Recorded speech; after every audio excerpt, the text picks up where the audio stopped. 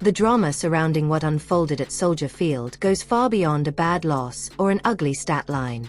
This was the kind of afternoon that exposes everything fragile inside an organization, the kind of game that strips away excuses and leaves only uncomfortable truths.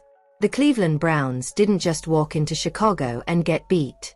They walked into a buzzsaw armed with a game plan that felt detached from reality, and Shadur Sanders was the one left standing in front of it, taking hit after hit while the coaching staff watched their own decisions implode in real time. From the opening kickoff, it felt less like a football game and more like a slow-motion setup, where the ending was inevitable long before the final score flashed 31-3. This wasn't a case of a rookie quarterback melting down under pressure or suddenly forgetting how to play the position. It wasn't a story about talent gaps alone. It was a story about preparation, or more accurately, the lack of it. Kevin Stefanski has built his reputation as an offensive mind who adapts, who understands structure, who tailors schemes to personnel. On Sunday, none of that showed up. What Cleveland rolled out offensively looked like a rigid, outdated script that ignored every warning sign, every injury reality, and every lesson from the previous week.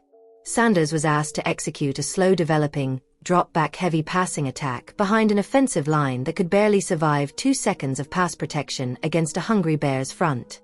That is not aggressive coaching. That is negligence. The final numbers attached to Sanders' name were brutal. 18 completions on 35 attempts. 177 yards. No touchdowns. 3 interceptions. 5 sacks. Those numbers are what casual fans latch onto, the kind of box score that fuels hot takes and lazy conclusions. But anyone who actually watched the game saw something very different. They saw a young quarterback running for his life, forced into chaos snap after snap, trying to manufacture plays in an environment where success was structurally impossible. The protection failed immediately and consistently. Routes didn't have time to develop. Reads became meaningless when defenders were already in his lap before his back foot hit the turf. What makes this collapse so infuriating is how unnecessary it was. Just 1 week earlier, Cleveland showed exactly how Sanders should be handled at this stage of his career.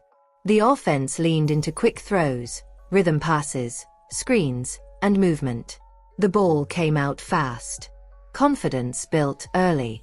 Sanders was allowed to play on schedule, to use his athleticism, to operate within concepts that masked protection issues instead of exposing them. That approach worked. Even in a loss, it gave fans hope and gave Sanders a foundation to build on. Then, inexplicably, the Browns threw it all away. Against Chicago, the coaching staff acted as if the offensive line were fully healthy and dominant, as if Sanders were a veteran with years of pocket mastery, as if the Bears' defense wouldn't bring pressure. None of that was true. Cleveland was starting third-string linemen in multiple spots, players thrust into roles they weren't ready for against a playoff-caliber defense. Every sign pointed toward the need for adjustment. Every snap screamed for quicker concepts, more movement, simplified reads, anything to protect the quarterback. None of it came. The scheme stayed stubborn. The play calls stayed slow. Sanders stayed exposed. The sacks tell only part of the story. For every time Sanders was taken down, there were multiple snaps where he barely escaped, where the play disintegrated instantly and he was forced to improvise with defenders closing from all angles.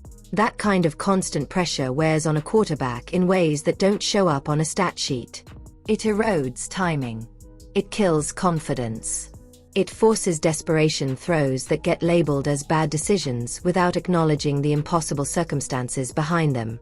When a quarterback knows he has no protection, every snap becomes survival instead of execution. The situation with Jerry Jeudy became the clearest symbol of how broken the offensive support system is around Sanders. A perfectly thrown ball, delivered with anticipation and touch, hit the receiver squarely in the chest in the end zone. It should have been a momentum-changing touchdown. Instead, it bounced into a defender's hands and went down as an interception on Sanders' record. That single play encapsulates why box score analysis is such a lie. Sanders did his job. He read the defense correctly. He made the throw.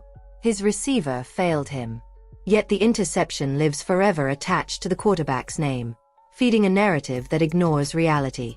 Zoom out, and the deeper problem becomes impossible to avoid. Why is Jerry Jeudy being treated like a true number one option in the first place? Where is the dominant receiver who demands coverage and bails out his quarterback when plays break down? Cleveland's receiving group is full of complementary pieces.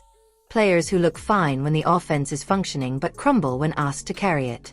Sanders is being asked to develop as a franchise quarterback without a true alpha target, without consistent protection, and without a coaching staff willing to adjust its philosophy to protect him. That is how young quarterbacks get ruined. The contrast with Caleb Williams on the other sideline only made the dysfunction more obvious. Williams played well, but more importantly, he played supported. His offensive line gave him time.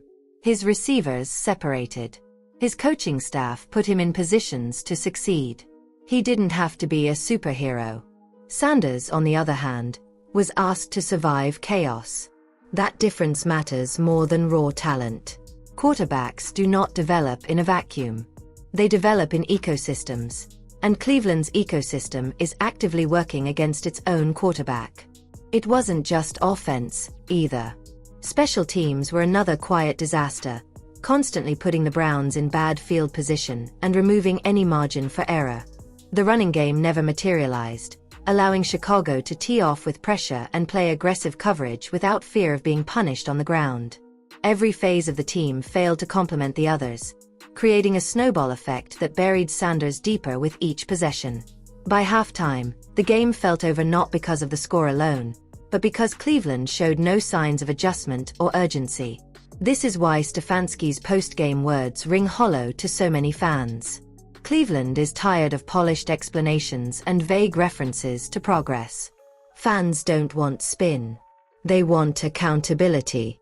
They want acknowledgement that the game plan failed, that adjustments weren't made, that the quarterback was left exposed. Sanders showed that honesty at the podium. The coaching staff did not. That contrast should concern anyone who cares about this franchise's future. The path forward is obvious, even if it isn't easy. Sanders has the talent. He has the mental toughness. He has the leadership traits you cannot teach. What he doesn't have is support. If Cleveland is serious about ending decades of quarterback misery, the organization must go all in on building around him. That means investing premium draft capital in the offensive line. That means finding a legitimate number one receiver. That means either adapting the coaching approach or finding leadership that will. Young quarterbacks don't fail in isolation. They fail when organizations fail them first. Chicago being a playoff-level team provides context, but it does not excuse embarrassment. There is a difference between losing to a better team and being completely unprepared. Cleveland was unprepared. Sanders paid the price. And now the clock is ticking. If this pattern continues, questions about the coaching staff will grow louder, and they will be deserved. Talent wasted is not bad luck. It is mismanagement.